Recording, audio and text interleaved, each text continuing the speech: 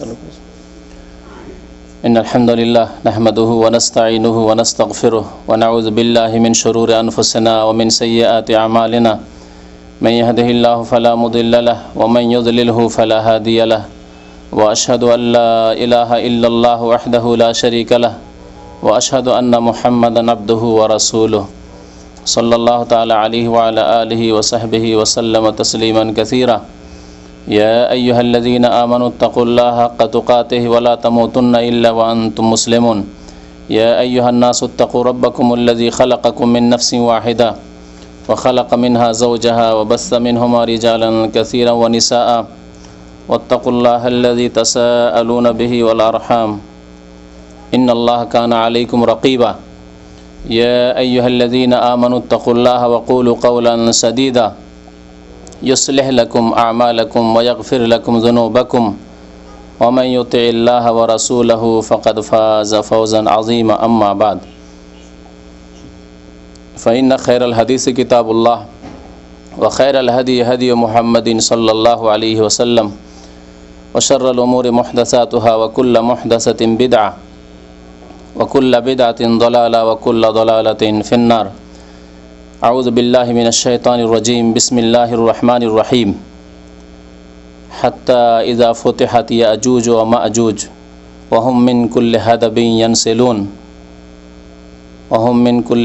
ينسلون واقترب الوعد الحق فإذا هي شاخصة أبصار الذين كفروا الآية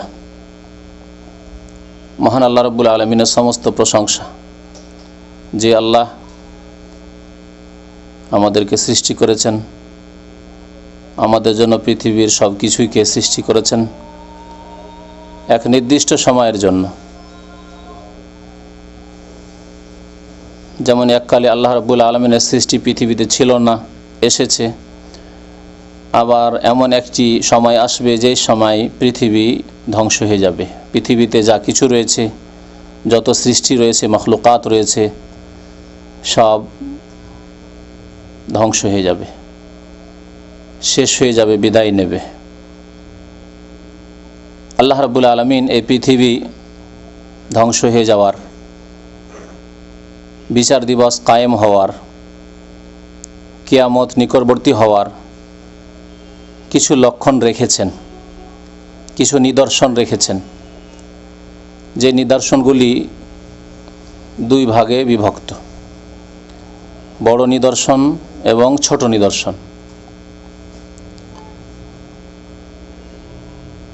আল্লাহ রাব্বুল আলামিন এই নিদর্শনগুলি প্রকাশ করবেন পৃথিবী ধ্বংস হওয়ার পূর্বে, যেগুলিকে কিয়ামতের আলামত, কিয়ামতের নিদর্শন, আলামাতুস সাআ, আশরাতুস সাআ বলা হয়েছে। দরুদ ও সালাম নাজিল হোক প্রিয় নবী মুহাম্মদ রাসূলুল্লাহ সাল্লাল্লাহু আলাইহি ওয়াসাল্লামের উপর, যিনি কিয়ামতের পূর্বে সর্বশেষ নবী রাসূল হয়ে পৃথিবীতে প্রেরিত হয়েছেন। আল্লাহুম্মা সাল্লি আলাইহি আল্লাহুম্মা বারিক আলাইহি। তো এই আলামত বা নিদর্শনগুলি দুই প্রকারের: বড় নিদর্শন এবং ছোট নিদর্শন। প্রিয় নবী মুহাম্মদ রাসূলুল্লাহ সাল্লাল্লাহু আলাইহি ওয়াসাল্লামের আবির্ভাব, তার রাসূল হিসাবে আগমন করা, এও একটি কিয়ামতের নিদর্শন। যেমন নবী করিম সাল্লাল্লাহু আলাইহি ওয়াসাল্লাম হাদিসে বলেছেন। গত বছরে এই কিয়ামতের বড় নিদর্শনগুলি সম্পর্কে কয়েকটি আলোচনা হয়েছে। বাকি কয়েকটি বড় নিদর্শনের ওপর আলোকপাত করা বাকি থেকে গেছে, এবং যে ওয়াদা আগে থেকে রয়েছে, অনেক ভাইরা দেশে ছুটি চলে গেছেন, অনেকেই চলে গেছেন, তারা খুব বারবার করে এই সম্পর্কে অনুরোধ করতেন যে যাতে করে কিয়ামতের লক্ষণগুলি সম্পর্কে, নিদর্শনগুলি সম্পর্কে আলোচনা হয়ে যায়। কিন্তু আমাদের এখানে নিয়ম হচ্ছে সময় উপযোগী বিভিন্ন রকমের আলোচনা। তো সময়কে লক্ষ্য করে পৃথিবীর অবস্থা, পৃথিবীর ঘটনাবলী এবং প্রত্যেক মাসে ইসলামের সাথে জড়িত যে বিষয়গুলি রয়েছে, সুন্নত হোক অথবা বিদআত হোক, করণীয় হোক অথবা বর্জনীয় হোক, সে সম্পর্কে আলোচনা করা জরুরি, যার ফলে একসাথে সবগুলি আলোচনা ধারাবাহিকভাবে করা সম্ভব হয়ে ওঠে না। নিশ্চয়ই বুঝতে পারছেন। করণীয় যেমন হজের মৌসুমে করণীয় কি, রমজান মাসে করণীয় কি, জিলহজ মাসে করণীয় কি, শাওয়াল মাসে করণীয় কি, এসবগুলি আলোচনা হচ্ছে। বর্জনীয় যেমন রবিউল আউয়াল মাসে ঈদে মিলাদুন্নবী, শাবান মাসে শবে বরাত, এইসব আলোচনাকে উপেক্ষা করা যায় না। এইসব বিষয়গুলি এমন বিষয় যেসব বিষয় সম্পর্কে আলোচনা জরুরি। মানুষকে সৎ কাজের জন্য উৎসাহিত করার জন্য, সুন্নতকে আঁকড়ে ধরার ক্ষেত্রে স্মরণ করিয়ে দেওয়ার জন্য, এবং বিদআত থেকে, অনইসলামিক কাজগুলি থেকে, বর্জিত কাজগুলি থেকে সতর্ক করার উদ্দেশ্যে। তো আজকেও একটি কিয়ামতের লক্ষণ বা কিয়ামতের আলামত, কিয়ামতের নিদর্শন সম্পর্কে আলোচনা করব। বড় নিদর্শন। বেশ অনেকদিন আগে ছোট নিদর্শনগুলি সম্পর্কে বিস্তারিত আলোচনা হয়েছে। প্রায় এই ক্ষেত্রে 4-5টি ক্যাসেট রয়েছে কিয়ামতের ছোট ছোট আলামত বা নিদর্শন সম্পর্কে। বড় লক্ষণগুলির একটি লক্ষণ হচ্ছে বা একটি নিদর্শন হচ্ছে ইয়াজুজ মাজুজের আগমন। পৃথিবীতে ইয়াজুজ মাজুজ, আল্লাহ রাব্বুল আলামিন ইয়াজুজ ওয়া মাজুজ বলেছেন। ইয়াজুজ এবং মাজুজ একটি জাতির দুটি নাম, এইভাবে নাম এসেছে কোরআনে কারীমে। ইয়াজুজ এবং মাজুজের আগমন এ হচ্ছে কিয়ামতের একটি বড় লক্ষণ, আলামাতে কুবরা বলা হয়েছে। নবী করিম সাল্লাল্লাহু আলাইহি সাল্লাম প্রতীক্ষা করতে বলেছেন, কিয়ামতের আগে তোমরা কয়েকটি লক্ষণ প্রতীক্ষা করবে, তার মধ্যে একটি হচ্ছে ইয়াজুজ মাজুজের পৃথিবীতে আগমন। ইয়াজুজ মাজুজ সম্পর্কে কোরআনে কারীমে 2টি জায়গায় সংক্ষিপ্ত উল্লেখ এসেছে। ইয়াজুজ এবং মাজুজের এই নিদর্শন বা তাদের আগমন চিরসত্য, তাদের কথা কোরআনে কারীমে আলোচনা হয়েছে। যেমন 2টি জায়গায় বললাম, আয়াতগুলো ইনশাআল্লাহ আপনাদেরকে শোনাবো সংক্ষেপে হলেও।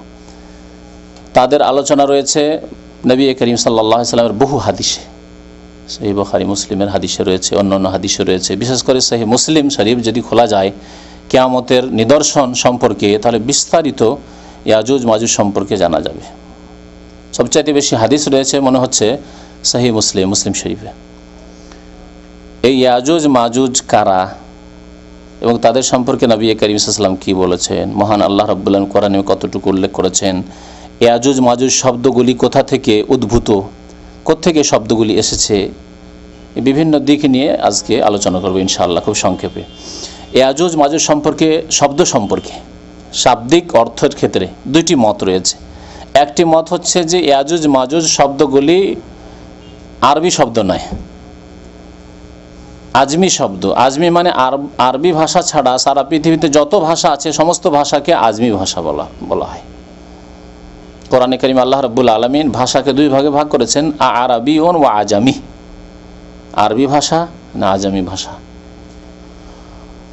কোরআনে কারীমকে আল্লাহ রাব্বুল বিলিসানিন আরাবিয়্যিম মুবিন, সুস্পষ্ট আরবি ভাষায় আল্লাহ রাব্বুল আলামিন কোরআন নাযিল করেছেন। ইন্না আনজালনাহু কুরআনান আরাবিয়্যা লাআল্লাকুম তাকিলুন। আল্লাহ আরব জাতিকে, মক্কার মুশরিকদেরকে, কুরাইশদেরকে সম্বোধন করে, বিশেষ করে প্রথম সম্বোধন মহান আল্লাহ যেহেতু তাদের মাঝে আল্লাহ রাসূল পাঠিয়েছেন, বাসাফিল উম্মাইনা রাসূলা, তাদেরকে সম্বোধন করে আল্লাহ বলছেন যে ইন্না আনজালনাহু কুরআনান আরাবিয়্যা, আমি নাযিল করেছি কোরআনকে আরবি ভাষায়, লাআল্লাকুম তাকিলুন, যাতে করে তোমরা সহজে উপলব্ধি করতে পারো, বুঝতে পারো। কারণ প্রথম দায়িত্ব তোমাদের উপর ন্যস্ত করা হয়েছে যে এই দাওয়াত গ্রহণ করো, এই দাওয়াতের সাথ দাও, এই ইসলামী দাওয়াতের সাহায্য সহযোগিতা করো, প্রিয় নবী মুহাম্মদ সাল্লাল্লাহু আলাইহি সাল্লাম যিনি আমার পক্ষ থেকে প্রেরিত হয়েছেন তার পাশে দাঁড়াও, এবং এই দিনকে সারা বিশ্বের মানুষের কাছে, যত ভাষাভাষী রয়েছে তাদের কাছে পৌঁছিয়ে দাও। লাআল্লাকুম তাকিলুন, তাহলে প্রথম যাদের ওপর এই দায়িত্ব ন্যস্ত করা হয়েছে, যাদেরকে সম্বোধন করা হয়েছে কোরআনে কারীম দিয়ে, তারাই যদি না বুঝতে পারতো তাহলে তারা কি করে গ্রহণ করতো? বুঝে সুঝেও হিংসা বশত, শত্রুতার কারণে, বিভিন্ন কারণে তাদের অনেকেই হতভাগা হয়েছে, গ্রহণ করেনি এই সত্যের দাওয়াত, সত্যের ডাক। তো আল্লাহ রাব্বুল তাই বলছেন লাআল্লাকুম তাকিলুন, আরবি ভাষা আল্লাহ নাযিল করেছেন। তো আরবি ছাড়া পৃথিবীর অন্যান্য ভাষাগুলিকে আজমি ভাষা বলা, অর্থাৎ অনারবি, আরবি নয়। তো কারো কারো মতে ইয়াজুজ মাজুজ শব্দটি হচ্ছে আজমি ভাষা, মানে আরবি নয়। যদি আরবি না হয় তাহলে এর অর্থের পিছনে আরবরা আর ছোটেননি যে এর অর্থ তাহলে কি। অর্থ হতে পারে তাদের ভাষায়, যাদের এই ভাষা।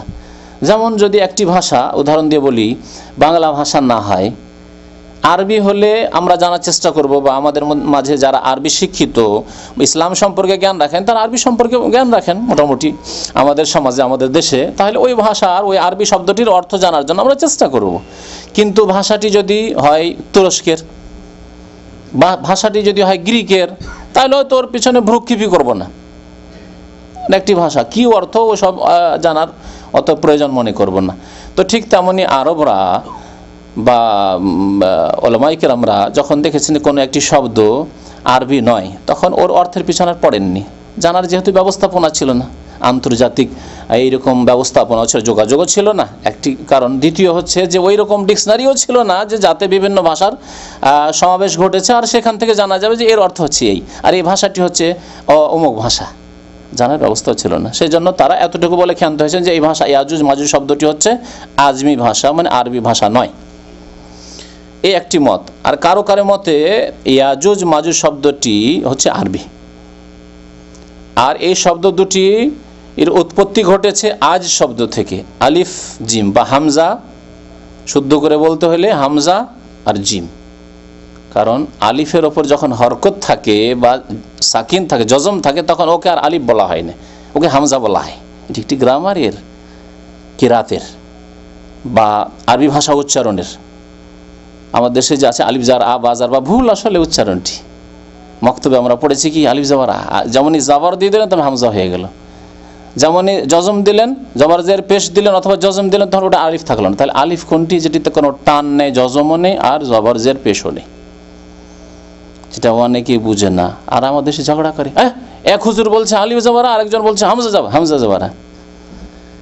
আবার কি বলছে আলিফ খাড়া করে রেখা থাকলে আলিফ, তাহলে জাবার থাক আর জেরি থাক, ও আলিফ হিসে থাকলো। আর হামজার মতো লাস্টে যেটা আছে হামজা ইয়া, আসলে ভুল। হামজা আলিফ ফের পার্থক্য হচ্ছে, যেমন মা আল্লাহ, লা বলছেন না, লা মানে কি না, তো এই লামের পরে যে আলিফ আছে, লাম আলিফ আল্লাহ, এটা হচ্ছে আলিফ লাম, কারণ এতে জজমও নেই আর জের জবর পেশও নেই। কিন্তু যেখানে প্রথমে থাকবে তাকে একটু জবর জের পেশ দিতে হবে, অথবা টান দিয়ে জজম দিয়ে পড়বে, সেটা হামজা আলিফ নয়। তো যাই হোক, আজ শব্দ থেকে অর্থাৎ হামজা জিম এই শব্দ থেকে উৎপত্তি ইয়াজুজ আর মাজুজ। আজ থেকে ইয়াজুজ আর মাজুজ। আজ মানে আরবিতে কি হয়, তখন আরবরা বা আরব ওলামায়ে কেরামরা বা তাফসীর কারগণ কোরআনে কারিমে যেহেতু ইয়াজুজ মাজুজ শব্দ এসেছে, তখন ওর ব্যাখ্যা করা শুরু করেছেন যে এর ব্যাখ্যা তাহলে কি হতে পারে। তারা আরবি ভাষার প্রাচীন ভাষায় দেখেছেন আজ মানে হচ্ছে দ্রুতগামী, যে দ্রুত চলে তাকে আজ শব্দ দিয়ে ব্যক্ত করা হয়। তাহলে ইয়াজুজ মাজুজ কেন বলা হয়? তারা বলছে যখন পৃথিবীতে ইয়াজুজ মাজুজ বেরিয়ে পড়বে তখন এত দ্রুতগামী হবে, এত দ্রুত পৃথিবীতে বিচরণ করবে, ছুটবে, যে অল্প কিছুদিনের মধ্যে সারা পৃথিবীর পানি আর সারা পৃথিবীর খাদ্য যা কিছু আছে সব খেয়ে ফেলবে, সারা পৃথিবী বিচরণ করে ফেলবে দ্রুত বেগে। এজন্য ইয়াজুজ মাজুজকে ইয়াজুজ মাজুজ বলা হয়। তাহলে ইয়াজুজ মাজুজের নামকরণও জানতে পারলাম যে ইয়াজুজ মাজুজ কেন বলা হয়। এই জন্য বলা হয় যে খুব দ্রুত ছুটবে পৃথিবীতে এবং সারা পৃথিবী খুব অল্প সময়ের মধ্যেই তারা বিচরণ করবে এবং ফিতনা ফাসাদ সৃষ্টি করবে খুব দ্রুত।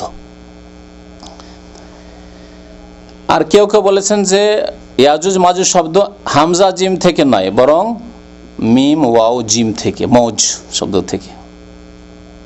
মাজুজ বা মাজুজ শব্দটি, বিশেষ করে মাজুজ শব্দটি মজ থেকে, কারণ ইয়াজুজে তো মিম নেই কিন্তু মাজুজে মিম আছে, মজ শব্দ থেকে। তাহলে ইয়াজুজ মানে হলো তাহলে দ্রুত চলা, আর মাজুজ মানে কি? তাহলে মজ থেকে যদি হয়, মজ বলা হয় তরঙ্গকে, ঢেউ। তাহলে ইয়াজুজ মাজুজ কেন বলা হয়? যেমন দ্রুত চলবে তেমন তাদের সংখ্যা এত বেশি, ইয়াজুজ মাজুজের সংখ্যা অল্প নয়, এত সংখ্যা বেশি যে তারা যখন ঝাঁপ দিয়ে পৃথিবীতে ছড়িয়ে পড়বে মনে হচ্ছে যে তরঙ্গের মতো চলে আসছে পৃথিবীতে। যেমন সমুদ্রের তরঙ্গ, নদীর তরঙ্গ, ঢেউ দেখেছেন কিভাবে লাফ দিয়ে উঁচা হয়ে আসে, ঠিক তেমনি সারা পৃথিবীতে তার তরঙ্গের মতো ছুটে আসবে। যেমন কোরআনে আল্লাহ রাব্বুল বলেছেন ওয়া তারাকনা বা'দাহুম ইয়াউমাইযিন ইয়ামুজু ফি বা'দ। আমি যখন ইয়াজুজ মাজুজকে পৃথিবীতে ছেড়ে দেব তখন সারা পৃথিবীতে মৌজের মতো অর্থাৎ তরঙ্গের মতো তারা বিচরণ শুরু করবে। তরঙ্গের মতো আমি তাদেরকে ছেড়ে দেবো। তারাকনা বাদহুম ইয়াওমা ইযিন মওজুন ফি বাদ। তো এই অর্থগুলি প্রযোজ্য যদি আরবি ভাষা হয় ইয়াজুজ মাজুজ শব্দটি। ইয়াজুজ মাজুজের সৃষ্টি কোথা থেকে, সৃষ্টি কোথা থেকে? এই ক্ষেত্রে একটি মত আছে, যে মতটি ইহুদি খ্রিস্টানদের কিতাব থেকে এসেছে। কাব আহবার একজন ইহুদি ছিলেন, মুসলমান হয়েছিলেন ওমর রাদিয়াল্লাহু তাআলা আনহুর জামানায়, তিনি মুসলমান হয়েছিলেন। তার ওমর রাদিয়াল্লাহু তাআলা আনহুর জামানায় যদি কেউ মুসলমান হয় তো সে সাহাবী কি না? সাহাবী? সাহাবী নয়। তো এই কাব আহবার কিন্তু বড় পণ্ডিত ছিলেন। আহবার বলাই হয় বড় বড় পোপ পাদ্রী বা যারা ইহুদি নাসারাদের ধর্ম সম্পর্কে জ্ঞানী তাদেরকে। তো কাব আহবার মুসলমান হয়েছিলেন, তার কাছে বিগত জ্ঞান ছিল তাওরাত ইনজিলের, বাইবেলের যথেষ্ট জ্ঞান ছিল। তারপরে ইসলাম সম্পর্কে, কোরআন হাদিস সম্পর্কে পড়াশোনা করে ভালো জ্ঞান হাসিল করলেন। জ্ঞানী মানুষ দ্রুত জ্ঞান হাসিল করতে পারে। কোনো মানুষ যদি এক ভাষার পণ্ডিত থাকে তাহলে আরেক ভাষা সম্পর্কে জানা খুব সহজ, ঠিক কিনা? যদি কোনো মানুষ এক ধর্ম সম্পর্কে জ্ঞানী থাকে তাহলে আরেক ধর্ম সম্পর্কে তার জানা খুব সহজ, দ্রুত সে কোর্স কমপ্লিট করে নিতে পারবে বা শিক্ষা সে হাসিল করে নিতে পারবে। তো তাওরাত ইনজিল সম্পর্কে তার কাছে যথেষ্ট জ্ঞান ছিল। ইসলামে আসার পরে আবার কোরআন হাদিস সম্পর্কে ভালো জ্ঞান হাসিল হল। কিন্তু দুই জ্ঞান, ওই বিগত যে জ্ঞান ছিল ইহুদি নাসারাদের কিতাবের জ্ঞান, সেই জ্ঞানে অনেক বাতিলের সংমিশ্রণ ছিল, ভিত্তিহীন কিসসা কাহিনীর সংমিশ্রণ ছিল। যেহেতু বাইবেল তাওরাত ইনজিল তাদের বিকৃত হয়ে গেছে, সব বিকৃত কিতাব, কিসসা কাহিনীতে ভর্তি হয়ে গেছে। আল্লাহ রাব্বুল আলামিন নাযিলকৃত অরিজিনাল কিতাব থেকে যায়নি, অনেক কিছুর সংযোজন ঘটে গিয়েছিল, সংমিশ্রণ ঘটে গিয়েছিল মানুষের তৈরি করা, মানুষের কথা, কিসসা কাহিনী ইত্যাদি। তো ওই যে মগজে ঢোকানো ছিল পুরনো কিসসা কাহিনী, অনেক জাল কথাবার্তা, ভিত্তিহীন উদ্ভট কথাবার্তা, আর পরে ইসলামের কথাও ঢুকলো, দুটি সংমিশ্রণে জগা খিচড়ি খানিকটা হয়ে গেল। হ্যাঁ, এমন খিচড়ি হলো যে তারপরে তাফসির যখন তিনি করা শুরু করলেন, তাফসির করতে গিয়ে, কোরআন সুন্নাহ ভিত্তিক তাফসির করতে গিয়ে ওই বাইবেলের কিসসা কাহিনী, তাওরাত ইনজিলের উদ্ভট কিসসা কাহিনীও ঢুকিয়ে দেন। এইভাবে এই কাব আহবারের মাধ্যমে অনেক ইসরায়েলি রেওয়ায়াত, যেটাকে বলা হয় তাফসিরের ক্ষেত্রে, পুরনো যুগের কিসসা কাহিনী বা পুরনো যুগের কিতাবাদির কিসসা কাহিনীর অনুপ্রবেশ ঘটেছে তাফসিরের কিতাবাদিতে। এই জন্য তাফসিরের কিতাবাদি পড়তে গিয়ে আলফাল ইউসুফ জুলেখার কিসসাতে অনেক অবান্তর ভিত্তিহীন কথাবার্তা রয়েছে, দাউদ আলাইহিস সালামের কিসসা কাহিনীতে অনেক ভিত্তিহীন কথাবার্তা রয়েছে, সুলাইমান আলাইহিস সালামের কিসসাতে অনেক ভিত্তিহীন কথাবার্তা রয়েছে। যাক, ওদিকে যাচ্ছেন, এখন ফিরে আসি। তো কাব আহবার থেকে ইসরায়েলি বর্ণনা হবে এটি, মানে ইহুদি নাসারাদের কিতাবের বর্ণনা কি, যে আদম আলাইহিস সালাম কোনো এক সময় একটি রসিকতার ঘটনা শোনেন ইয়াজুজ মাজুজের। আদম আলাইহিস সালাম কোনো এক সময় ঘুমিয়েছিলেন আর স্বপ্নদোষ হয়ে যায়। আর স্বপ্নদোষ হওয়ার পরে তখন মাটিতে যে স্বপ্নদোষের কিছু অংশ, বীর্যের কিছু অংশ পড়ে যায় জমিনে। ওই যে বীর্য, স্বপ্নদোষের বীর্য, তাতে থেকে ইয়াজুজ মাজুজের জন্ম হয়, একটি মত। কিন্তু কোরআন এবং হাদিসের কোনো দলিল নেই। আমাদের দেশের বক্তারা কিসসা কাহিনীতে এটা বয়ান করে, সেজন্য বয়ান করে দিলাম। না বয়ান করলে হয়তো যখন কোনো বক্তার কাছে শুনতে পাচ্ছে, হ্যাঁ ঠিকই, তাহলে ইয়াজুজ মাজুজ হয়তো এই স্বপ্নদোষের বীর্য থেকে ওই জন্ম নিয়েছে। এই যে, আর এর কোনো প্রমাণ কোরআন এবং হাদিসে নেই, নবী করিম সাল্লাল্লাহু আলাইহি ওয়াসাল্লামের বাণীতেও নেই, সাহাবায়ে কেরামের কথাতেও নেই, আর কোরআনে তো নেই। সুতরাং এই ক্ষেত্রে আমরা এই কথা বিশ্বাস করব না। এই জন্য গবেষক ওলামায়ে কেরামরা এর খণ্ডন করেছেন, বলছে এটি ভিত্তিহীন কথা।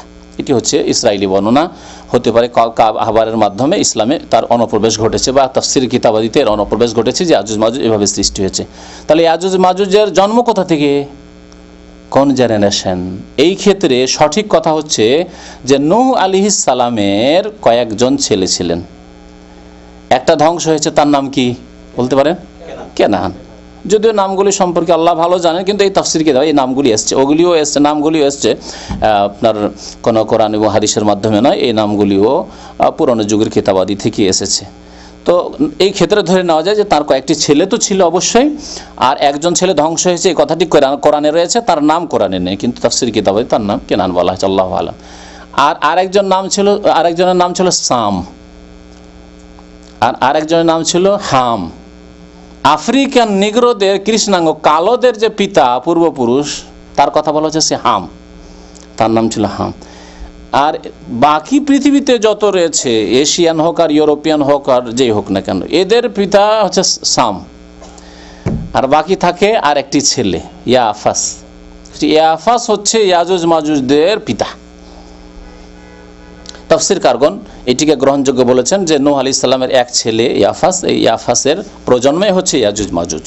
তাহলে ইয়াজুজ মাজুজ আদম সন্তান। ফাথুল বারি, ইমাম বুখারী রহমতুল্লাহ আলাইহির কিতাব সহিহ বুখারী শরীফের যে ভাষ্য রয়েছে হাফেজ ইবনে হাজার রহমতুল্লাহ আলাইহির, তাতে এদিকেই প্রাধান্য দেওয়া হয়েছে। ইয়াজুজ মাজুজ সম্পর্কে কোরআনে কারিমে বিবরণ আল্লাহ রাব্বুল আলামিন ইরশাদ করেছেন, হাত্তা ইযা ফুতিহাত ইয়াজুজ ওয়া মাজুজ, যখন ইয়াজুজ মাজুজের দ্বারকে উন্মুক্ত করে দেওয়া হবে, খুলে দেওয়া হবে, তাহলে দরজা বন্ধ আছে। কি বোঝা গেল? যে ইয়াজুজ মাজুজের যে দরজা পৃথিবী আসার জন্য সেটা বন্ধ আছে। আল্লাহ রাব্বুল আলামিন এমন ব্যবস্থা রেখেছেন, আসতে পারছে না পৃথিবীতে, কিন্তু যখন সময় এসে যাবে তখন খুলে দেওয়া হবে। আল্লাহ বলছেন ফুতিহাত, খুলে দেওয়া হবে। তা আল্লাহ এমন কিছু করে দেবেন, ব্যবস্থা উপকরণ তৈরি করে দেবেন যাতে তাদের রাস্তা খুলে যাবে। ওয়াহুম মিন কুল্লি হাদাবি ইয়ানসুলুন, তখন প্রত্যেক উঁচু উঁচু স্থান থেকে তারা দ্রুত বেগে ছুটে আসবে, পৃথিবীতে দ্রুত বেগে ছুটে আসবে, উঁচু উঁচু এলাকা থেকে, উঁচু উঁচু স্থান থেকে ছুটে আসবে। ওয়াক্তারাবাল ওয়াদুল হক, তারপরে আল্লাহ রাব্বুল আলামিন বলছেন যে আল্লাহর এই প্রতিশ্রুতি সত্য এবং নিকটবর্তী হয়েছে। এই সত্য প্রতিশ্রুতি আল্লাহর কি হয়েছে? নিকটবর্তী হয়েছে, অর্থাৎ ইয়াজুজ মাজুজের আগমনের সময় খুব কাছাকাছি। এই কথাটি কখন আল্লাহ বলেছেন, নাজেল করেছেন কখন? আল্লাহ রাব্বুল আলামিন তো লওহে মাহফুজে লিখে রেখেছেন, কিন্তু এই কথাটি নাজেল করেছেন কখন? রাসূলুল্লাহ সাল্লাল্লাহু আলাইহি সাল্লামের উপর। কতদিন আগে? 1400 বছর আগে। 1400 বছর পার হয়ে চলে গেছে। এখন তাহলে কত ঘনিয়ে এসেছে সময়, চিন্তা করুন। আল্লাহ তখন বলছেন ওয়াক্তারাবাল ওয়াদুল হক ফাইযা হিয়া শাক, পৃথিবীর বয়সের তুলনায় সময় নিকটে। তাহলে বুঝে পৃথিবীর বয়স অনেক বেশি, 10,000, 15,000, 20,000 হতে পারে। তো পৃথিবীর যে বিগত বয়স রয়েছে তার তুলনায় নবী করিম সাল্লাল্লাহু আলাইহি ওয়াসাল্লামের জামানা থেকে বাকি যে সময়টুকু রয়েছে এটি হচ্ছে কি অত্যন্ত নিকটে। তাই আল্লাহ বলছেন ওয়াক্তারাবাল ওয়াদুল হক, এই সত্য প্রতিশ্রুতির সময় ঘনিয়ে এসেছে। ফাইযা হিয়া শাখিসাতুন আবসারুল্লাযিনা কাফারু, যখন ইয়াজুজ মাজুজের সময় চলে আসবে তখন যারা কাফের তাদের দৃষ্টি কি হয়ে যাবে? থেমে যাবে, অর্থাৎ হতভম্ব, আর উপায় নেই, সময় শেষ, একেবারে শেষ সময়ের দিকে এই অবস্থা হবে। ফাইযা হিয়া শাখিসাতুন আবসারুল্লাযিনা কাফারু, তওবার দরজা বন্ধ হওয়ার সময় খুব ঘনিয়ে চলে এসেছে। ইয়া ওয়াইলানা কাদ কুন্না ফি গাফলাতিন মিন হাযা, যদি এখানে বলা হয়নি যে কোন সময়, কিন্তু এই সময় সম্পর্কে নবী করিম সাল্লাল্লাহু আলাইহি ওয়াসাল্লাম বলেছেন। আর এই যে আলামতগুলি, বড় বড় লক্ষণগুলি, কিয়ামতের বা নিদর্শনগুলি যখন আসা আরম্ভ হবে তখন একের পর এক, যেমন একটি হাদিস এর আগে শুনেছিলেন, একের পর এক আসতে থাকবে। কেমন? যেমন আপনি এই দিয়ে কাঠি দিয়ে যদি একটা মালা তৈরি করেন, কাঠি দিয়ে মালা তৈরি করেন আর সুতোটা আপনার ছিঁড়ে যায় মালার, তাহলে ছিঁড়ে গেলে তারপরে যে দানাগুলি, কাঠিগুলি পড়তে থাকবে, থামবে কি না? একটার পর একটা আপনার খসে পড়তেই থাকবে আপনার সুতো থেকে। ঠিকই তেমনই নবী করিম সাল্লাল্লাহু আলাইহি ওয়াসাল্লাম বলেছেন কিয়ামতের নিদর্শনগুলি ওই রকম একের পর এক আসতে থাকবে। তাহলে তারপরে পরেই আর অন্যটা আসবে, তারপরে পরেই যখন পশ্চিম দিক থেকে সূর্য উদয় হয়ে যাবে তখন তওবার দরজা বন্ধ হয়ে যাবে। আল্লাহ রাব্বুল আলামিন হয়তো ওই সময়ের দিকে ইঙ্গিত করেছেন এখানে, ফাইযা হিয়া শাখিসাতুন আবসারুল্লাযিনা কাফারু, কাফেরদের দৃষ্টি সেই সময় থেমে যাবে, হতভম্ব, হাই কি হলো, হাই কি হলো অবস্থা হয়ে যাবে, হাই হাই অবস্থা হয়ে যাবে। হঠাৎ করে সামান্য মাত্রায় যদি ভূমিকম্প শুরু হয় তো হাই হাই কি হলো, হাই হাই শুরু হয়ে যাবে। আর এমন ছোটাছুটি শুরু হয়ে যাবে যেটা এই রকমের দৃশ্য কেউ যদি দেখে থাকেন ভূমিকম্প, তাহলে হয়তো বুঝতে পারবেন। যে সময় কোনো একটি পানি জাহাজ ধ্বংস হয়ে ডুবে যাচ্ছে বা উড়োজাহাজ ধ্বংস হয়ে যাচ্ছে আর ধ্বংসের মুখে পতিত, সেই সময় মানুষের অবস্থা হাই হাই হাই হাই কি হলো, কি অবস্থা হতে পারে কল্পনা করেন। তো কাফেরদের অবস্থা সেই সময়ই হবে। ফাইযা হিয়া শাখিসাতুন আবসারুল্লাযিনা কাফারু ইয়া ওয়াইলানা কাদ কুন্না ফি গাফলাতিন মিন হাযা, তখন বলে হায় আমাদের ধ্বংস হোক, পতন হোক, আমরা অত্যন্ত গাফিলতিতে ছিলাম এর পূর্বে। বাল কুন্না যালিমিন, বরং আমরা শুধু গাফিল নই, আমরা অত্যন্ত বড় অত্যাচারী ছিলাম, জালেম ছিলাম, নিজের উপরে জুলুম করেছি, সমাজের উপরে জুলুম করেছি, মানুষের উপরে জুলুম করেছি, পাপে লিপ্ত হয়ে জুলুম করেছি। সূরা আম্বিয়া আয়াত নম্বর 96-97। তাহলে সূরা আম্বিয়া আল্লাহ রাব্বুল আলামিন ইয়াজুজ মাজুজের কথা উল্লেখ করেছেন। ইয়াজুজ মাজুজের কথা কোরআনে কারিমে আরও কয়েকটি আয়াতে আল্লাহ রাব্বুল আলামিন উল্লেখ করেছেন, যেখানে ইয়াজুজ মাজুজের কেসার সাথে সাথে আর বিস্তারিত ঘটনা বর্ণনা করা হয়েছে।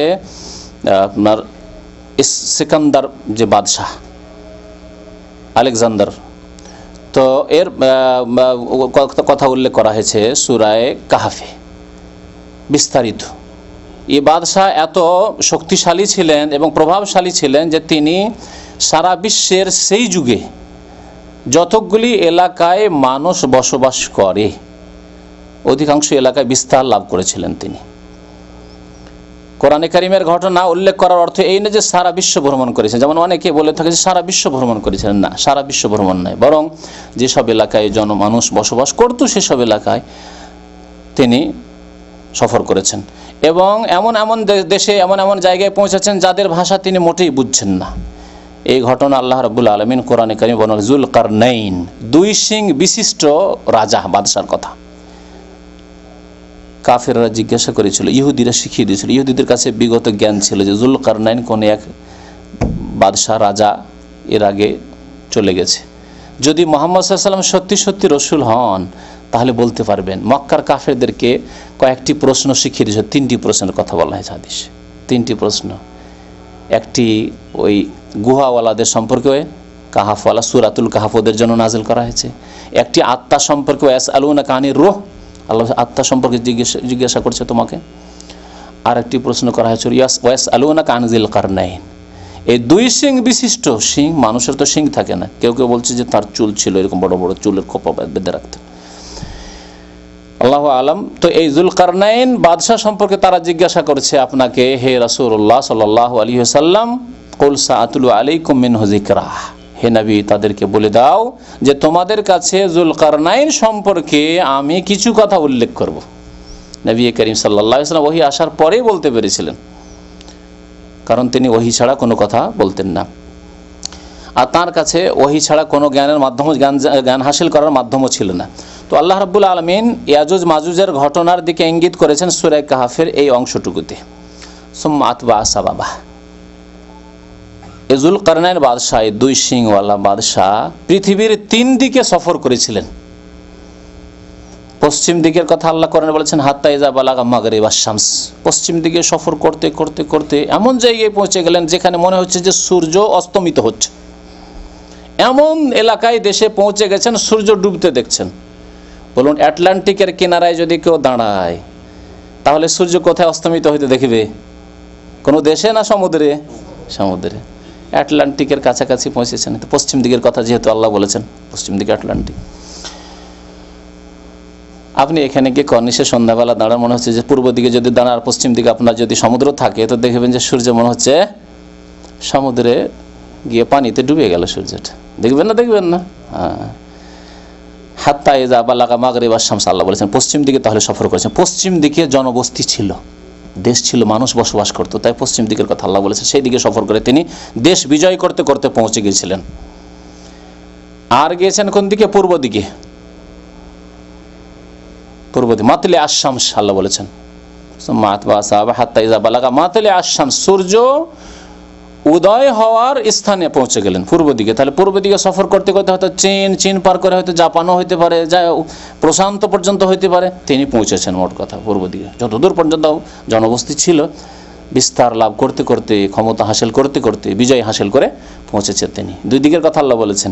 তৃতীয় দিকের কথা আল্লাহ বলছেন সুম্মা আতবা সাবা, অতঃপর আর মাল সামান সাজ সরঞ্জাম নিলেন তিনি, আর তারপরে সফর করা শুরু করলেন। হাত্তা ইজা বালাগা বাইনাস সাদ্দাইন, 2টি উঁচু পাহাড়ের মাঝখানে পৌঁছে গেলেন। এখানে বলা হয়নি উত্তরে না দক্ষিণে, তাফসীরকারগণ বলেছেন যে দক্ষিণে নয়, কারণ দক্ষিণে বেশি আর জমিন নেই।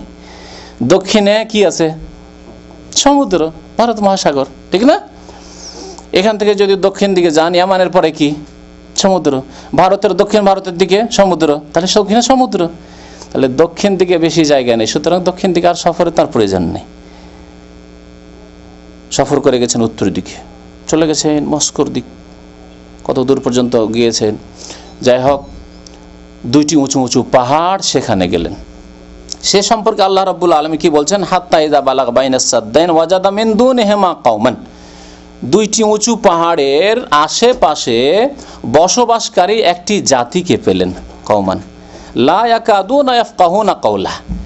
কিন্তু এই জাতি এমন এক জাতি, যে জাতি যুলকারনাইন রাজার কথাবার্তা বুঝতে পারছেন না, আর তাদের ভাষায় এরকম অনুবাদকও তার কাছে প্রস্তুত নেই, বোঝা খুব মুশকিল তাদের কথা। তাহলে ইশারা ইঙ্গিতে কোন রকমে তাদের কথা কি বলতে চাইছেন তারা বুঝলেন যুলকারনাইন। লা ইয়াকাদুনা ইয়াফকাহুনা কাওলা, তাদের ভাষা বুঝতে পারছেন না। বলেন দেখি, চায়নার ভাষা যদি বলা হয় চাংচুং করে, তা আমরা কি বুঝবো? অনেকে অন্যদের ভাষা শুনলে হাসে, দেখেছেন, নিজেও হাসেন হয়তো। এখানে একটি মূল্যবান কথা বলছি, কারো ভাষা শুনে হাসবেন না, কারণ আপনার ভাষা যারা অন্যরা বুঝে না, আপনার ভাষা শুনেও হাসি। আমরা অনেক সময় হড়মড়ে ভাষা শুনলে হাসি। কোনো কোনো জাতির ভাষা রয়েছে শুধু হড়মড় হড়মড় করে, হ্যাঁ, আছে না দক্ষিণ ভারতের ভাষা, তো অনেকে হাসে এইসব ভাষা শুনে। চায়নার ভাষা, জাপানের ভাষা যদি শোনেন আর লিখা যদি দেখেন, তা হাসবেন ওইসব দেখে। আপনার ভাষা দেখে অন্যরা হাসবে। একবার দেখছি এক আরবিয়ান বাংলা নিয়ে এসছে, তো আমার কাছে ধরে নিয়ে এসছে বাংলাকে উল্টো করে, যেহেতু বাংলার ওপর দিকে লাইন দেওয়া আছে, তো ভাবছে লাইন মানে নিচে হবে, তো এইরকম করে ধরে নিয়ে এসছে আমার কাছে। আর বলছে যে পড়েন। আমি বললাম পড়বো, তো এই সোজা কথা। বলছে না না, এটাই তো সোজা। বলছে না না, তুমি কি ভাষা বুঝো না আমি বুঝি, হ্যাঁ, তো বাংলা ভাষা সে উল্টা করে পড়বে। দেখুন, তাহলে এই জন্য কারো ভাষায় কোনো সময় হাসবেন না। আর এখান থেকে জাতীয়তা জন্ম নিয়েছে। এক জাতি অন্য জাতির ভাষাকে নেগলেক্ট করে, ছোট মনে করে, ঘৃণা করে। অথচ আল্লাহ রাব্বুল আলামিনের নিদর্শন, আমিন আয়াতিহি, আল্লাহ বলছেন আল্লাহর একটি নিদর্শন হচ্ছে ওয়াখতিলাফু আলসিনাতিকুম ওয়া আলওয়ানিকুম, তোমাদের ভাষা এবং তোমাদের রঙে যে ভিন্নতা, এটি আল্লাহর নিদর্শন। আল্লাহ যে সর্বশক্তিমান, আল্লাহ যে কুদরতে কামেলার মালিক, আল্লাহ যে আলিমুন কাদির, তার বহিঃপ্রকাশ। এটি জাতীয়তার জন্য নয়, এটি মহব্বত, ভালোবাসা, শত্রুতার ভিত্তি বুনিয়াদ বানাবার জন্য নয়। আল্লাহু আকবার, আল্লাহ নিদর্শন মাত্র। সুতরাং কারো ভাষা শুনলে, কথা বলছে দুজন হাসবেন না। আমরা দেখি, কথা বলছি নিজের ভাষায়, দেখি অনেকে হাসে বসে বসে, ধরেন অন্য ভাষার লোকেরা অন্যদের ভাষা শুনে, তখন আমরা হয়তো অনেকেই হাসি না, খবরদার না। তাদের ভাষা তাদেরকে ভালো লাগছে, খুব সুন্দর বুঝছি, তারা খুব টেস্ট পাচ্ছে। যেমন আপনি আপনার ভাষার মতো মিষ্টি ভাষা, যেহেতু সেই ভাষা আপনি পুরোপুরি বুঝছেন, মায়ের পেট থেকে পড়েই সেই ভাষা বুঝতে শিখেছেন, ওই ভাষার মতো স্বাদ কোনো ভাষা শিক্ষিত হয়েও পাবেন না। এটা মানুষের প্রকৃতি। কিন্তু তার মানে শত্রুতা এবং বন্ধুত্বের ভিত্তি তৈরি করতে হবে, বুনিয়াদ বানাতে হবে ভাষাকে, বর্ণকে। আলওয়ানিকুম, আল্লাহ বলছেন তোমাদের রঙও আল্লাহ নিদর্শন। কেউ কালো, কেউ শ্যামবর্ণ, কেউ সাদা। সুতরাং এসব নিয়ে যাতে করে হাসাহাসি না হয়। একজন আফ্রিকান, ভারত উপমহাদেশে তো কেউ আফ্রিকান দেখেনি, দেশে যদি আমাদের দেশে আফ্রিকান কেউ চলে যায়, তাহলে কি হাসা শুরু হবে? না, মোটেই না। একজন স্টুডেন্ট আমাদের সাথে পড়তো, জামিয়া সালেফিয়া বেনারসে, বড় মাদ্রাসা। আফ্রিকা থেকে কয়েকটা ছেলে পড়তো। তো একদিন আফ্রিকান ছেলে চুল কাটছে, ওই সময় ও দূর থেকে একটু হেসেছে, দেখে নিয়ে এসে দিল মার। ওর মনে হলো যে আমার এই চুল দেখে, চুল তো বুঝতে পারছেন তাদের চুল কেমন, ঘোংরুলো চুল আর কি নরম নরম চুল, তো দিল মার। তারপরে বিচার গেল, কিন্তু হবে কি, মার খাওয়ার তো খেয়েই নিল, না হাসলে তো এটা হতো না। তো যাই হোক, কথা হচ্ছে যে কারো ভাষা, কারো রং নিয়ে হাসতে নেই। এই আল্লাহর নিদর্শন, আল্লাহ রাব্বুল আলামিনের কুদরত, ক্ষমতার বহিঃপ্রকাশ। তো আল্লাহ রাব্বুল কি বলছেন, লা ইয়াকাদুনা ইয়াফকাহুনা কাওলা, এমন এক জাতির দেশে পৌঁছে গেলেন যুলকারনাইন বাদশাহ, যে তার ভাষা বুঝতে সক্ষমই হচ্ছে না। বড় চেষ্টা করে কোন রকম তাদের কথা বুঝলেন, কিছু বুঝাবার চেষ্টা করলেন। কালু ইয়া যুলকারনাইন, সেই এলাকার লোকেরা কি বলল, হে যুলকারনাইন, ইন্না ইয়াজুজ ওয়া মাজুজ মুফসিদুনা ফিল আরদ, আমাদের দেশে ইয়াজুজ মাজুজ বড় ফিতনা, ফাসাদ, বিপর্যয় সৃষ্টি করে রেখেছে, অশান্তি সৃষ্টি করে রেখেছে। বিপর্যয়, ফাসাদ কাকে বলা? অশান্তি সৃষ্টি করে রেখেছে। তাহলে সেই জাতি যে এলাকায় ছিল, সেই এলাকায় অন্যান্য মানুষরা ছিল, বড় অশান্তিতে ছিল ইয়াজুজ মাজুজদের কারণে। ইন্না ইয়াজুজ মাজুজ মুফসিদুনা ফিল আরদ ফাহাল নাজআলু লাকা খারজান আলা আন তাজআলা বাইনানা ওয়া বাইনাহুম সাদ্দা, তাহলে আপনি তো মাশাআল্লাহ বড়ই শক্তিশালী একজন রাজা, দেশের নেতা, আর আপনি দেশকে দেশ বিজয় করে এত দূর পৌঁছে গেছেন আমাদের দেশে, তাহলে আপনাকে আমরা কিছু ট্যাক্স দেব, কর দেব। খার্জ মানে কর হয়, অথবা কিছু পুরস্কার দেব, যত আমাদের দেওয়া সম্ভব আপনাকে পুরস্কার দেব। কেউ কেউ বলেছেন পুরস্কারের কথা দেব, কিন্তু আপনাকে একটা কাজ করে দিতে হবে আমাদের দেশের এলাকার মাঝে, আর ইয়াজুজ মাজুজ যে দেশে রয়েছে আর রাতের অন্ধকারে সে বিপর্যয় সৃষ্টি করছে, অশান্তি সৃষ্টি করছে, আমাদের প্রাণা দিচ্ছে, এর মাঝে একটি কি করে দিতে হবে, সাদ, একটি বাঁধ তৈরি করে দিতে হবে। শক্ত প্রাচীর, সাদ বলা হয় বাঁধকে, সাদ বলা হয় প্রাচীরকে। শক্ত প্রাচীর তৈরি করে দিতে হবে। তখন যুলকারনাইন বললেন, দেখো, কালু মা মাক্কান্নি ফিহি রব্বি খাইর, আমাকে যে সব ধন সম্পদের ওপর আল্লাহ, যে নেতৃত্বের ওপর, রাজত্বের ওপর আল্লাহ অধিষ্ঠিত করেছেন, ক্ষমতাবান করেছেন, এটি আমার জন্য কল্যাণকর। তোমাদের টাকা পয়সা চাই না, তোমাদের কর চাই না, তোমাদের বকশিস চাই না, পুরস্কার চাই না, আল্লাহ যা আমাকে দিয়েছেন যথেষ্ট। একজন মুমিন বান্দার কথা, লোভী নয়, যা আসছে আসতে দাও। না না না, আজকাল পেট ভরছে কি? পেট ভরছে না মানুষের। কিন্তু তিনি কি বলছেন, মা মাক্কান্নি ফিহি রব্বি খাইর ফাআইনুনি বিকুওয়াহ, তবে একটি কাজ করো, তোমাদের এই শান্তির ব্যবস্থা করে দেবো, তোমাদের যে অত্যাচার জুলম হচ্ছে ইয়াজুজ মাজুজের পক্ষ থেকে, এটা ইনশাআল্লাহ দূর হয়ে যাবে, কিন্তু তোমাদের যতটুকু ক্ষমতা আছে এই ক্ষমতা দিয়ে আমার সাহায্য করো কাজে, এই বাঁধ প্রাচীর তৈরি করব, সাহায্য। ফাআইনুনি বিকুওয়া আজআল বাইনাকুম ওয়া বাইনাহুম রাদমা, তোমাদের মাঝে আর তাদের মাঝে আমি একটি শক্ত সুদৃঢ় প্রাচীর তৈরি করে দেব। তারপরে তিনি বললেন, আতুনি জোবার আল হাদিদ, নিয়ে এসো, লোহার পাত নিয়ে এসো। তারপরে নিয়ে আসার পরে দুই পাহাড়ের মাঝখান দিয়ে ইয়াজুজ মাজুজ এসে আক্রমণ করত। এই ফাঁকা, এটি একটি রাস্তা ছিল, অন্য কোনো রাস্তা ছিল না। ইয়াজুজ মাজুজ তাদের এলাকা থেকে এসে যে মানব জাতির এলাকায় আক্রমণ করবে, হানা দেবে, এর একটি পথ। ঠিক আছে, এই জায়গাকে লোহা দিয়ে ভর্তি করে দাও, উঁচু করে দাও, তারপরে এই লোহাতে আগুন লাগিয়ে দাও। কালান ফখু হাত্তা ইযা জাআলাহু নারা, তারপরে তোমরা তার হাঁফড়ে ফুঁক দিতে থাকো, আগুন লাগিয়ে ফুঁক দিতে থাকো, ফুঁক দিতে থাকো, আর এই লোহাকে খুব জ্বালাও। হাত্তা ইযা জাআলাহু নারা, আগুন লাল হয়ে গেল সেই লোহাগুলি। কালা আতুনি উফরিগ আলাইহি কিতরা, তারপরে বলা হলো পিতল নিয়ে এসো, পিতলকে গলিয়ে এর ওপর ঢালাই করে দেবো আমি পিতল দিয়ে। আতুনি উফরিগ আলাইহি কিতরা। তো আল্লাহ রাব্বুল আলামিন এই ঘটনা সূরা কাহফ আয়াত নম্বর 93, 92 থেকে 99 পর্যন্ত বিস্তারিত বর্ণনা করেছেন।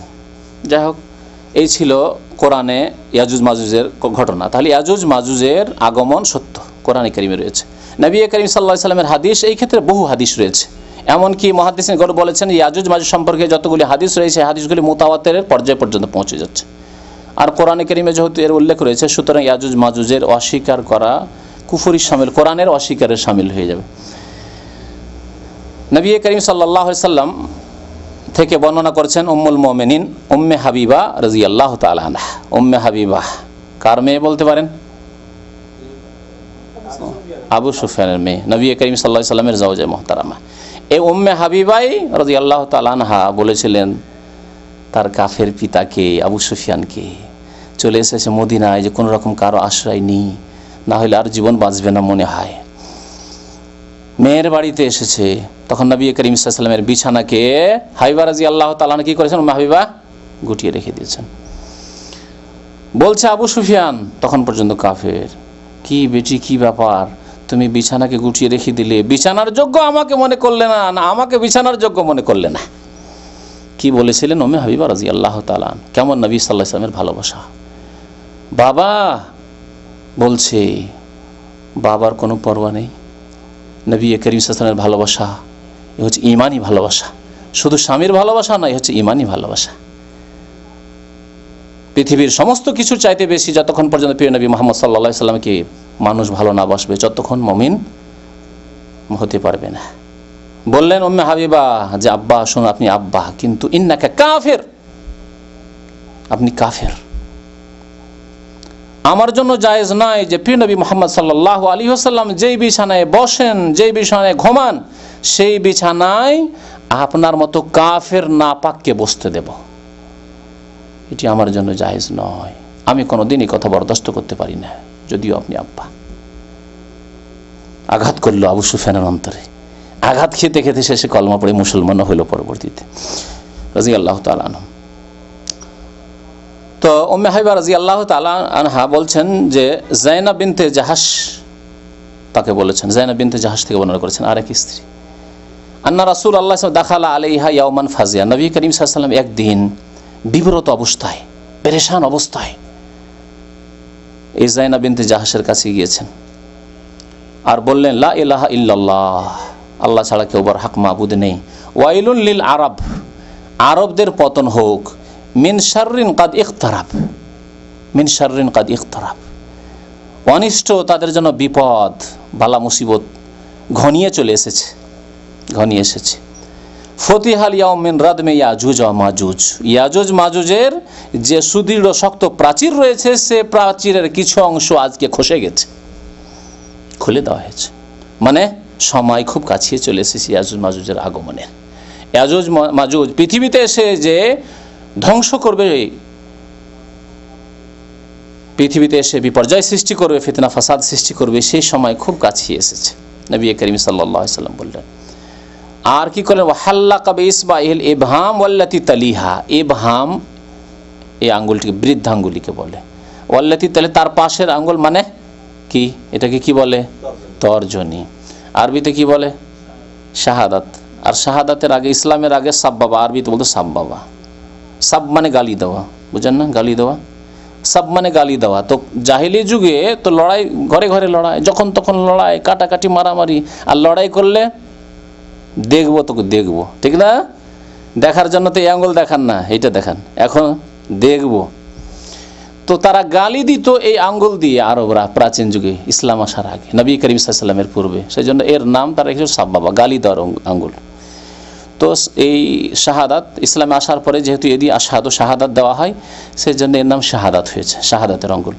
তো এই শাহাদাতের আঙ্গুল আর এই যে বৃদ্ধ আঙ্গুলি, তর্জনী এবং বৃদ্ধ, এটা দিয়ে নবী করিম সাল্লাল্লাহু আলাইহি ওয়াসাল্লাম কী করলেন, একটা গোলাকার করলেন আর বললেন যে এইরকমভাবে ফুটা করেই দিয়েছে, ছিদ্র করেই দিয়েছে, তার মানে খুব সময় ঘনিয়ে এসেছে, আর বেশি সময় নেই। এর মানে শাব্দিক অর্থ নাও হইতে পারে, শাব্দিক অর্থ নাও হইতে পারে, খুব সময় ঘনিয়ে এসছে ইয়াজুজ মাজুজের আগমনের পৃথিবীতে। কালাত যায়নাব, যায়নাব রাদিয়াল্লাহু তাআলা আনহা নবী করিম সাল্লাল্লাহু আলাইহি ওয়াসাল্লামের জাওজা মুহতারাম, তিনি বললেন ফাকুলতু ইয়া রাসূলুল্লাহ, আমি বললাম হে আল্লাহ রাসূল, আনুহলাকু আফিনাস সালিহুন, আরবদের ধ্বংস হোক। যে নবী করিম সাল্লাল্লাহু আলাইহি ওয়াসাল্লাম বললেন তাহলে আমাদের মাঝে অসংখ্য সৎ কর্মশীল আল্লাহওয়ালা নেক বান্দা সাহাবায়ে কেরামদের মধ্যে রয়েছে, তো আমাদের মাঝে যদি সৎ লোক থাকে তারপরেও কি আল্লাহ আমাদেরকে ধ্বংস করে দিবেন? আনুহলাকু ওয়াফিনাস সালিহুন, আমাদের মাঝে সৎ লোকেদের সংখ্যা যথেষ্ট পরিমাণে রয়েছে, তারপরেও কি আমাদেরকে আল্লাহ ধ্বংস করে দেবেন আযাব দিয়ে, ইয়াজুজ মাজুজকে পাঠিয়ে? আনুহলাকু ওয়াফিনাস সালিহুন, নবী সাল্লাল্লাহু আলাইহি ওয়াসাল্লাম কি বলেছেন? কালা নাম, বলে হ্যাঁ, এজা কাসুরাল খাবাস, যখন পাপাচার বৃদ্ধি পাবে, অন্যায়ের কাজ ব্যাপক আকার ধারণ করবে, মাথা চাড়া দিয়ে থাকবে অন্যায়, চুরি, ডাকাতি, জেনা, খুন, বেনামাজি হওয়া, বেরোজগার হওয়া, যাকাত না দেওয়া, পাপ কিনা সবগুলি, এগুলি মাথা চাড়া দিয়ে থাকবে। দেখুন সমাজে বেনামাজির সংখ্যা বেশি না নামাজির সংখ্যা বেশি? পৃথিবীতে 57টি মুসলিম দেশ আছে, ইসলামী আইন বাস্তবায়নের দেশ বেশি না যে মানব রচিত পশ্চিমা আইন দিয়ে দেশ পরিচালনার দেশগুলি বেশি? আল্লাহু আকবার। তাহলে নবী সাল্লাল্লাহু আলাইহি ওয়াসাল্লামের ভবিষ্যৎবাণী, এজা কাসুরাল খাবাস, মানব রচিত আইন দিয়ে বিচার করা, মানুষের তৈরি করা আইন দিয়ে সমস্যার সমাধান করা, সে অর্থনৈতিক সমস্যা হোক আর সামাজিক সমস্যা হোক আর রাষ্ট্রনীতির সমস্যা হোক, সমাধান করা। পাপাচার কিনা, সেই ব্যক্তি জালেম, ফাসেক, কাফের কিনা, 3 ভাগে আল্লাহ রাব্বুল আলামিন ভাগ করেছেন কিনা বলুন তো দেখি। তাহলে আল্লাহ মুসলিম দেশগুলিকে ধ্বংস করবেন কিনা বলুন তো দেখি, ধ্বংসের হকদার কিনা বলুন তো দেখি। কাফেরদের কথা তো বাদ দেন, কাফেরদের ঘরে তো এমন কোনো পাপ নেই যা হয় না, যেহেতু তারা এই পৃথিবীর জন্যই জন্মেছে, এই পৃথিবী তাদের ক্ষণিকের স্বর্গ। সুম্মা মাওয়াহুম জাহান্নাম, আল্লাহ রাব্বুল আলামিন বলছেন লা ইয়াগুররান্নাকা তাকাল্লুবুল লাযিনা কাফারু ফিল বিলাদ, কাফেরদের জাঁকজমকপূর্ণ জীবন, তাদের এসব শক্তি, তাদের চাকচিক্যতা, এসব দেখে প্রতারিত হয়েও না, ধোঁকা খেয়েও না। মাতাউন কালিল, ক্ষণিকের ভোগের বস্তু তাদের কাছে রয়েছে। সুম্মা মাওয়াহুম জাহান্নাম, অতঃপর তাদের স্থান জাহান্নাম। কিন্তু মুসলিম বিশ্বের যে অবস্থা, ব্যক্তি জীবনের অবস্থায় দেখুন, নামাজের সংখ্যা বেশি না বেনামাজের সংখ্যা বেশি? তাহলে কয়টা লোক জাকাত দেয় সমাজে? দেখুন তো দেখি, দেশে গিয়ে হিসাব করেন যে কয়জন লোক গ্রামে জাকাত দেয়। 1010 টাকা বাংলাদেশি টাকা